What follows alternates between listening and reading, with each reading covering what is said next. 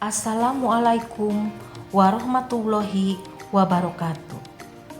Bagaimana kabarnya anak-anak kelas 5? Semoga kita semua selalu dalam keadaan sehat dan tetap semangat belajar.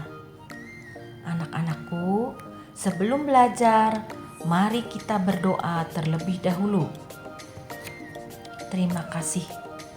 Nah, di video kali ini kita akan belajar tema 2, udara bersih bagi kesehatan, subtema 3, memelihara kesehatan organ pernapasan manusia, pembelajaran 3. Sampah. Sampah adalah barang atau benda yang tidak berguna lagi. Anak-anakku, sampah itu dibagi menjadi 2 golongan, yaitu yang pertama sampah organik, yang kedua sampah anorganik. Sampah organik adalah sampah yang mudah membusuk. Banyak sekali sampah organik kita temui di lingkungan sekitar kita. Contohnya sisa makanan, sayuran, dan daun. Sampah anorganik adalah sampah yang tidak mudah membusuk. Sampah ini juga banyak kita temukan di sekitar lingkungan kita, baik di rumah maupun di sekolah.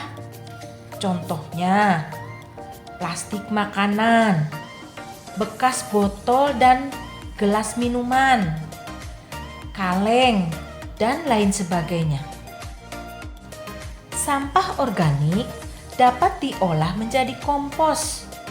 Fungsi kompos ini bisa digunakan untuk memupuk tanaman agar tanaman kita menjadi subur. Sampah anorganik dapat didaur ulang menjadi kerajinan. Banyak sekali kerajinan yang terbuat dari sampah anorganik.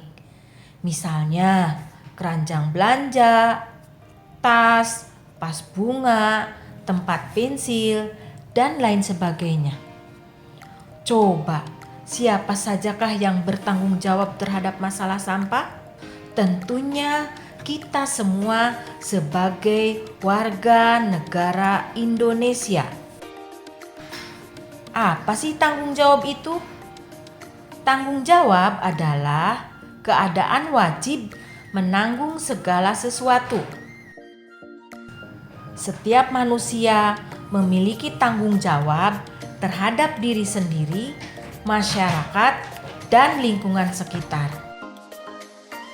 Salah satu tanggung jawab terhadap lingkungan adalah upaya penanggulangan sampah agar lingkungan kita tampak bersih dan terbebas dari sampah. Nah, apa coba kerugian akibat tidak bertanggung jawab terhadap sampah? Yang pertama, membuat aliran sungai tersumbat.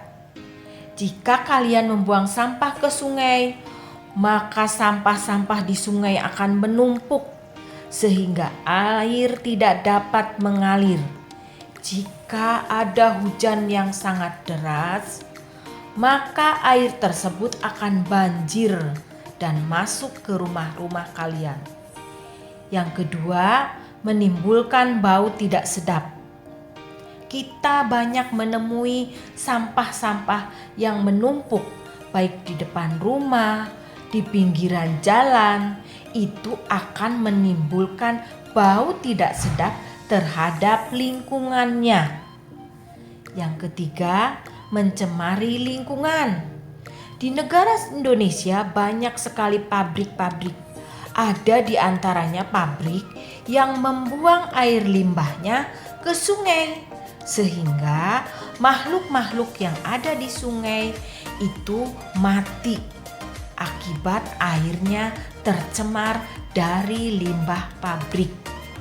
Tidak hanya air saja yang tercemar, tetapi ada juga pencemaran udara.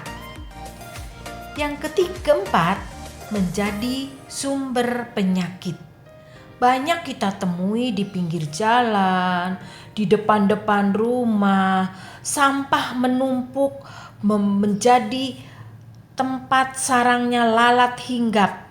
Lalat-lalat tersebut terbang kemana-mana, ada yang masuk ke rumah kita dan menempel di makanan. Tidak sadar makanan itu kita makan. Nah, kotoran yang dibawa oleh lalat itu menjadi sumber penyakit bagi yang memakannya. Manusia sebagai makhluk sosial, kita membutuhkan orang lain untuk memenuhi kebutuhan yang tidak bisa kita hasilkan. Manusia tidak bisa hidup sendiri. Manusia tetap membutuhkan orang lain. Kebutuhan tersebut biasanya dapat kita peroleh dari kegiatan ekonomi. Keterlibatan orang lain dalam kegiatan ekonomi dapat kita temui pada tahapan-tahapan berikut. Yang pertama, produksi. Yang kedua, distribusi. Yang ketiga, konsumsi. Kita bahas satu persatu anak-anak hebat. Yang pertama, produksi. Produksi adalah suatu kegiatan yang dikerjakan untuk menambah nilai guna suatu benda atau menciptakan benda baru sehingga lebih bermanfaat dalam memenuhi kebutuhan. Orangnya disebut produsen.